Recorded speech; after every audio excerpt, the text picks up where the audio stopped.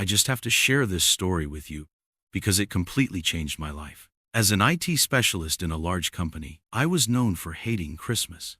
Not just a little, no, I was the absolute Grinch of the office.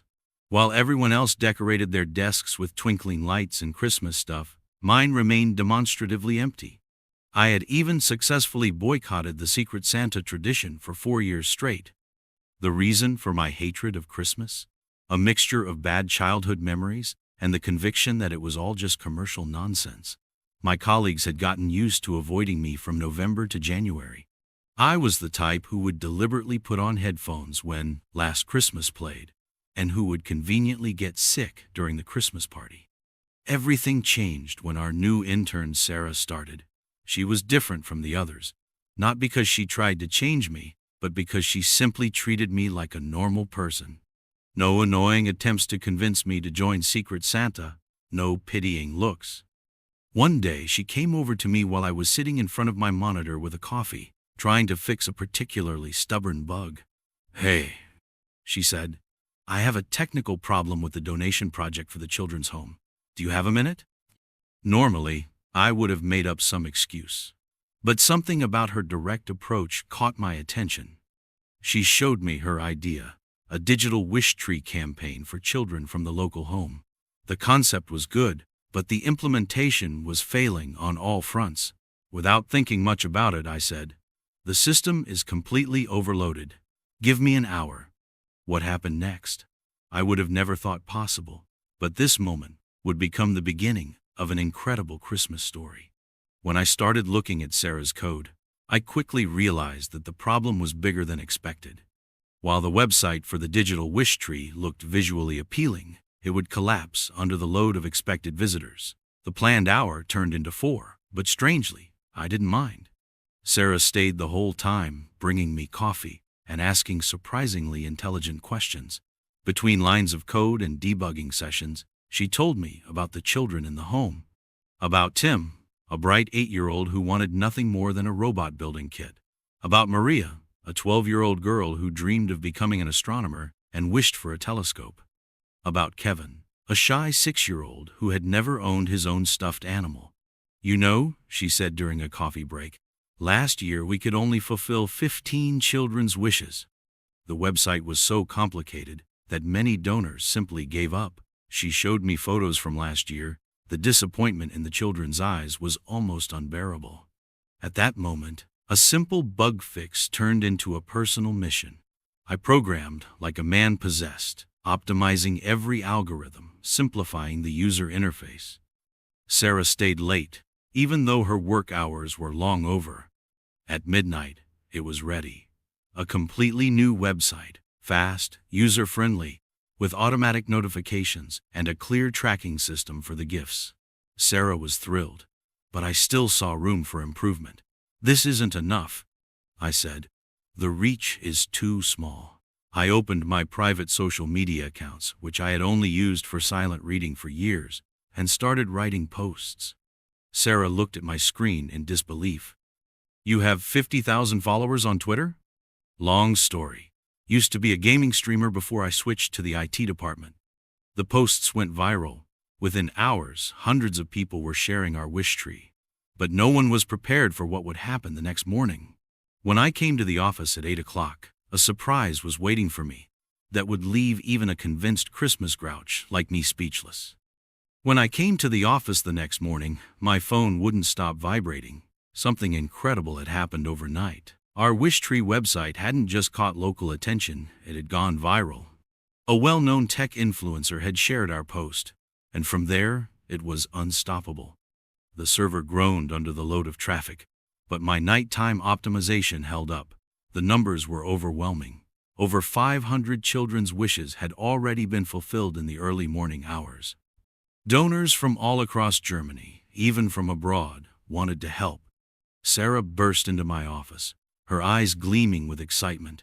"Have you seen the emails? A toy manufacturer wants to donate all the remaining robot building kits. And an astronomy society reached out. They not only want to give Maria her telescope, but are inviting all interested children to a private observatory." While we were going through the messages, my phone suddenly rang. It was our company's CEO. My heart sank. Had I violated any company policies with my nighttime project? But his words surprised me. Fantastic work! This is exactly the kind of social engagement we want to support. The company will cover the shipping costs for all gifts. And if you agree, we'd like to make this project our official Christmas campaign.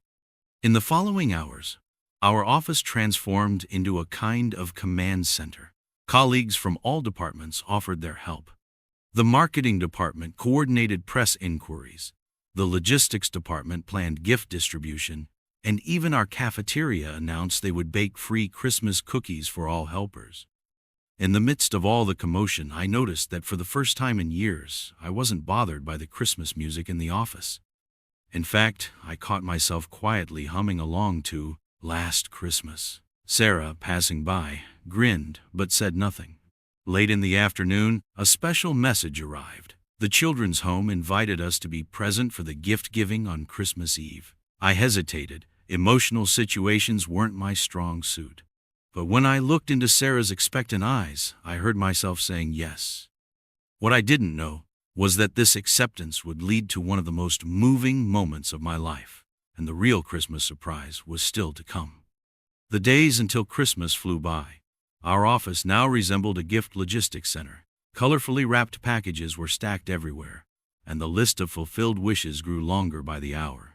But something else increasingly occupied my mind. As Christmas Eve drew closer, I found myself thinking more and more about my own childhood, about the last Christmas with my parents before they separated. I was 12 then, just like Maria, the girl obsessed with astronomy. I had also wished for a telescope. It was even under the tree, but was never unwrapped. Instead, there was fighting, tears, and finally the news that Dad would be moving out. Sarah noticed my pensive mood. One evening, as we were sorting the last gifts, she carefully asked about it, and for the first time in years, I told someone the whole story. About the unwrapped telescope, about the lonely Christmases afterward, about my decision to simply ignore this holiday. "You know," she said after a while, "sometimes it takes just one moment to heal old wounds." She reached for one of the packages and handed it to me. It was light and wrapped in golden paper. "Open it," she said with a smile. Inside was a handmade advent calendar. But not just any calendar. Each door contained a photo of one of the children from the home, writing their wish lists with anticipation. On the back of the calendar, in Sarah's flowing handwriting, it read, "Sometimes we need to see through others' eyes to recognize the miracle." At that moment, I realized that I had been so busy giving Christmas joy to others over the past few weeks that I hadn't even noticed how my own attitude was changing. The Christmas music no longer bothered me. The smell of cookies no longer made me angry. And for the first time in 20 years, I was actually looking forward to Christmas Eve. As I went home that evening, I took a detour. In the window of an antique shop, I had seen an old telescope weeks ago. It was still there. 20 minutes later, I left the shop with a bulky package under my arm. It was time to fulfill an old promise to a 12-year-old boy.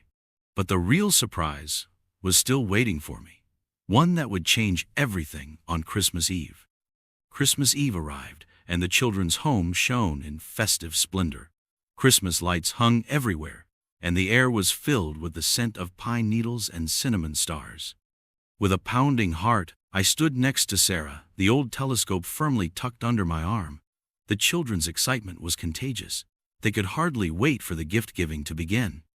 When the doors to the common room opened, I caught my breath. Under a huge, glittering Christmas tree, gifts were piled high. The children's eyes grew wide, and their cries of joy filled the room. Small hands tore open wrapping paper. Beaming faces were everywhere. Tim hugged his robot building kit as if it were made of gold. Kevin clutched his first-ever stuffed animal, a fluffy penguin, tightly to his chest. And then Maria came to me. She stood there shyly, carefully holding her new telescope. "Can you show me how to use it?" she asked quietly. I brought out the old telescope I had brought. "You know what? Let's explore the stars together. I've always wanted to learn too." As we were setting up the telescope on the balcony, the home's director appeared with an elderly gentleman in tow. My heart skipped a beat. That figure, that walk, I would have recognized them anywhere. Dad? He had grown older, gray temples, deeper wrinkles. But his eyes, they were exactly the same as before. He said softly, "The one about the Christmas grouch who programmed a digital wish tree. When I saw the photo, I knew immediately it was you." It turned out my father had been working as a volunteer handyman at the home for years. After the divorce, he had rebuilt his life but never found the courage to contact me. Until now. Together with Maria, we aligned the telescope. The sky was clear, and the stars sparkled like diamonds. As we focused on the first star, my father reached for my hand. No words were needed. Sarah joined us, holding steaming cups of hot chocolate. "Look!" Maria suddenly exclaimed, pointing upward. A shooting star traced its path across the night sky. In that moment I realized, sometimes it takes 20 years, a broken computer system, and a few hundred gifts to heal what was broken. Christmas had never been the problem. I had just forgotten what it truly meant. Being together, forgiveness, new beginnings. Later that night as I drove home, the radio played "Last Christmas." I turned up the volume and sang along, because this Christmas was different. This Christmas, I hadn't just given others a celebration. I had found my own Christmas miracle.